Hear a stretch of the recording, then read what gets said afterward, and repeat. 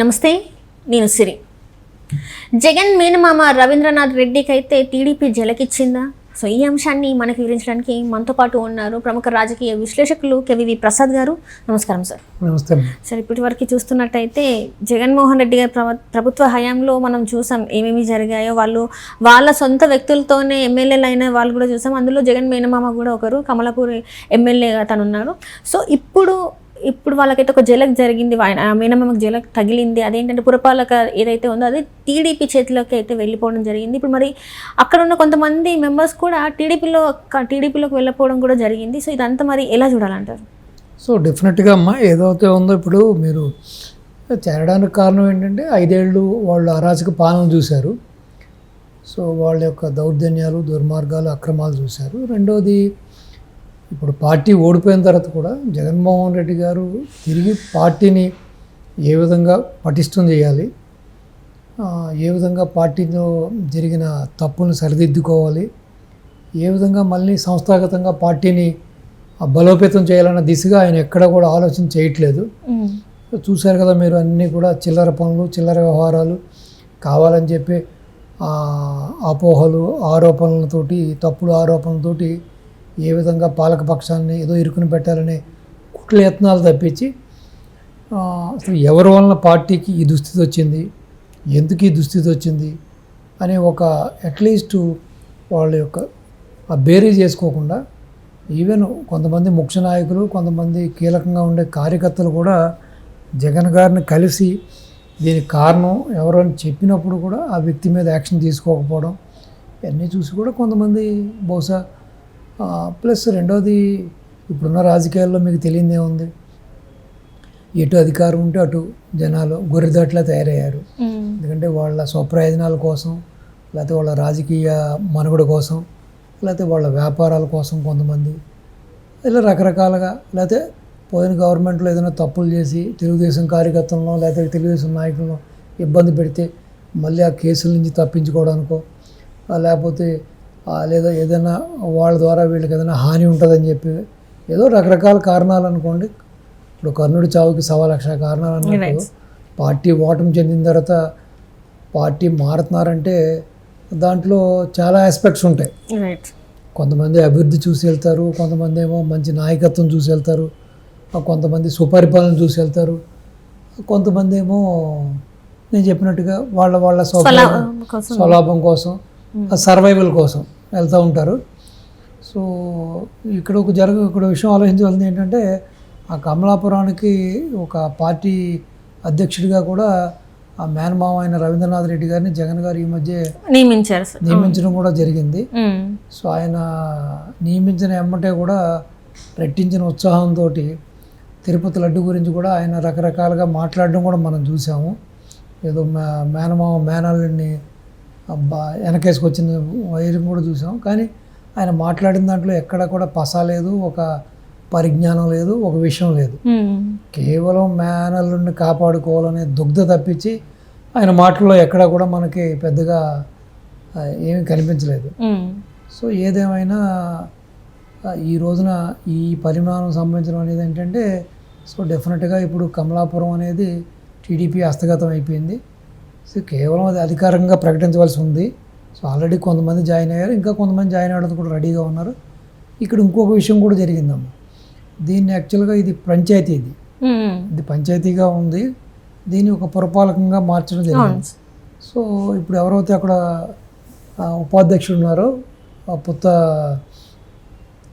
రెడ్డి గారు ప్లస్ కృష్ణ చైతన్య రెడ్డి గారు ఏమో ఎమ్మెల్యే ఆయన. సో వాళ్ళందరూ కూడా చెప్పేది ఏంటంటే, పంచాయతీగా ఉన్నప్పుడే ఇది బాగుంది, అన్ని పనులు సక్రంగా జరిగినాయి, అంతా బాగుంది. ఈ పురపాలకం చేసిన తర్వాత దాన్ని పూర్తిగా భ్రష్టు పట్టించారు. ఇప్పుడు ఎలాగో మాకు ఈ చైర్మన్ గిరి మాకు సొంతం అయిపోయింది కాబట్టి, పూర్తిగా పురపాలకం సంఘం మా చేతికి వచ్చింది కాబట్టి మేము ఒక మీటింగ్ పెట్టుకుని మా నాయకులతోటి అక్కడ లోకల్ ప్రజలతో అందరూ మీటింగ్ పెట్టుకుని, సో మళ్ళీ పాత పద్ధతిలో దీన్ని పంచాయతీగానే పెట్టుకుందామా లేకపోతే ఇలాగే కొనసాగిద్దామా అనేది ఆ యొక్క మెజారిటీ ప్రజాభిష్టం మేరకు నిర్ణయం తీసుకుంటామని కూడా చెబుతున్నారు.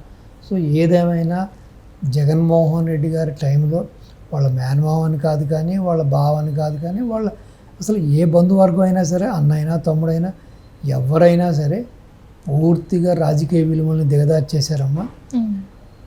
మొత్తం ఓవరాల్గా స్టేట్ని సర్వనాశనం చేసేసారు కాబట్టి సో డెఫినెట్గా ఈ విధంగా ఒక్కొక్కటి చేర్పులు మార్పులు అన్నీ కూడా మనం చూడబోతున్నాం.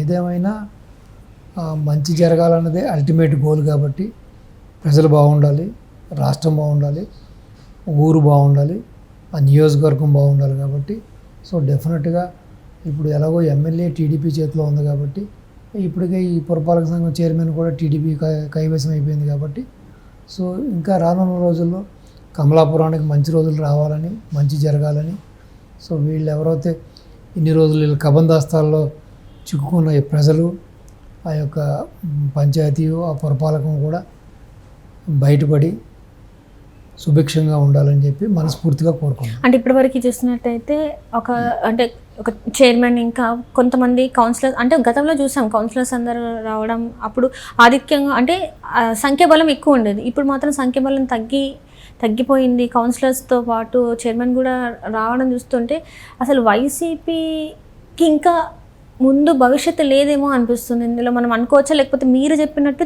కేవలం వాళ్ళు అధికారంలో ఉన్నారు కాబట్టి వాళ్ళు అధికార పార్టీ వైపు మొగ్గు చూపుతున్నారు అనుకోవచ్చా? మీరు చెప్పినట్టుగా ఇది కూడా వ్యాలిడ్ పాయింటే. అదే చదువుతున్నాం కదా, దీంట్లో ఏంటంటే రకరకాల కారణాలు ఉంటాయమ్మా. సర్వైవల్ కొన్ని, లేకపోతే వాళ్ళ మెరుగైన భవిష్యత్తు కొన్ని, లేకపోతే అంతకుముందు ఈ పార్టీలో ఉండి విసిగి వేసారిపోయి కేవలం కొంతమంది చేతిలోనే పవర్ ఉండడం. ఇప్పుడు స్వయానా ముఖ్యమంత్రికి మేనమావ. సో అంటే నిన్న మొన్నటి వరకు కూడా వైసీపీ అధికారంలో ఉన్నప్పుడు ఆ రవీంద్రనాథ్ రెడ్డి గారు చెప్పినట్టుగానే అక్కడ మొత్తం అందరూ నడుచుకోవాల్సిన పరిస్థితి. అధికారులు కానీ, ప్రజలు కానీ, ఆ లోకల్ నాయకులు కానీ, ఇంకంతా కూడా అంతే. వీళ్ళు చెప్పిందే వేదం, వీళ్ళు ఆడిందే పాట, పాడిందే పాట. సో ఆ విధంగా కూడా కొంతమంది మనస్తాపన చెంది మనకి ఇక్కడ ఫ్రీ హ్యాండ్ లేదు, లేకపోతే మనం ఎన్నుకున్న ప్రజలకు మనం ఏమీ చేయలేకపోతున్నాం, కేవలం అధికారము, డబ్బు, దశకం, అది ప్రతి దాంట్లో కూడా వాళ్ళ ప్రమేయం ఎక్కువైపోయిందని కొంతమంది. సో ప్లస్ ఇక ఈ పార్టీకి మనుగడ లేదు, ఈ పార్టీలో చూస్తే అధినాయకుడు వైఖరి చూస్తే ఎక్కడా కూడా మార్పు లేదు, ఎక్కడ పార్టీని మళ్ళీ అధికారంలో తీసుకొచ్చే చావా సత్తా దమ్ము కనిపించట్లేదు. ఇన్ని కేసులు, ఇన్ని రకాల ఆరోపణలు, ఈ లడ్డు కానీ, ఇది కానీ, ఈ ల్యాండ్, శాండ్, వైను, మైను, ఇలా రకరకాల ఆరోపణలతో పార్టీ కూరుకుపోయింది కాబట్టి మెరుగైన భవిష్యత్తు కూడా కొంతమంది మారేవాళ్ళు ఉంటారు, మెరుగైన రాజకీయ భవిష్యత్తు కూడా. సో కాబట్టి ఏదేమైనా ఇప్పుడున్న పరిస్థితుల్లో మనకు కనిపిస్తుంది ఏంటంటే ప్రజలు ఇప్పటికే మారారనుకుంటున్నాను, నేను మారుతున్నారు అనుకుంటున్నాను. ఇప్పటికే గత 5 ఏళ్ల పరిపాలన చూసిన తర్వాత ప్రజలకు కూడా జ్ఞానోదయం అయిందని నేను అనుకుంటున్నాను. సో ఇంకా ఫ్యూచర్లో జగన్మోహన్ రెడ్డి ఈ యొక్క ఆగడాలు, ఈ అక్రమాలు, దుర్మార్గాలు, ఈ స్కాములు ఇవన్నీ చూసిన తర్వాత ఇక ప్రజలు విజ్ఞతతో ఉండి మరొక్కసారి ఆ పార్టీకి ఓటేయరని, మరొక్కసారి ఆ పార్టీ వైపు మొగ్గు చూపరని నేను ప్రగాఢంగా నమ్ముతున్నాను. సో ఆ విధంగా మనం ఆలోచించినప్పుడు ఇక వైసీపీకి భవిష్యత్తు అనేది ఎక్కడో డిమ్ముగానే ఉంది. సో చాలా ఎక్కడో మసకబారిపోతుంది రోజు రోజుకి. కాబట్టి పార్టీ ప్రతిష్ట కానీ, పార్టీ యొక్క భవిష్యత్తు కాబట్టి సో డెఫినెట్గా ఇవన్నిటిని కూడా పరిగణలోకి తీసుకునే మీరు చెప్పినట్టుగా అది కింద స్థాయి నాయకులైనా, కార్యకర్తలైనా, ద్వితీయ శ్రేణి అయినా, తృతీయ శ్రేణి అయినా, అగ్రనాయకత్వం అయినా కూడా ఈ విధంగా వేరే పార్టీలు బీజేపీ, జనసేన, టీడీపీ వైపు మొగ్గు చూపడానికి కారణం ఏంటంటే సో ఎన్ని కారణాలే. మెయిన్గా వాళ్ళ భవిష్యత్తు, వాళ్ళ స్వప్రయోజనాలు, వాళ్ళ రాజకీయ భవిష్యత్తు కోసమే ఇవన్నీ జరుగుతున్నాయి. So anyway, all the best Andhra Pradesh. Thank you so much. నమస్తే.